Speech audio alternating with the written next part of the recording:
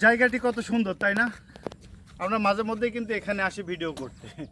এখানে শুধু আমি না, অনেক মানুষ আসে বিভিন্ন জায়গা থেকে। আমি যখনই আসি তখনই দেখি অন্তত 15-20 জন থাকে সবসময় এখানে ভিডিওর জন্য। তো এখানে একটি জাল পাতা আছে, এই যে চায়না জাল, আমি আপনাদেরকে দেখানোর চেষ্টা করি। চেয়েছিলাম এই চায়না জালটি যখন উঠাবে সেই ভিডিওটি ধারণ করে আপনাদেরকে দেখাবো, কিন্তু অনেকক্ষণ অপেক্ষা করার পরেও এখানে কাউকে পাচ্ছি না।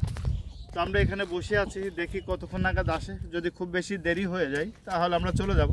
তো এই চায়না জালটা মূলত কিভাবে মাছ ধরে, কিভাবে মাছ ওখানে জমা হয় বা ঢোকে, এই জিনিসটা আমি আপনাদেরকে দেখানোর জন্য অনেকক্ষণ ধরে অপেক্ষা করছিলাম এই জায়গায়।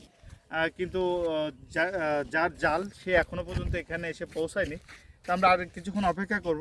পুরো প্রসেসটা আমি আপনাদেরকে দেখাবো যে চায়নার এই যে লম্বা জাল দিয়ে কীভাবে মাছ ধরে, কীভাবে মাছ বের করে সেই দৃশ্যটি।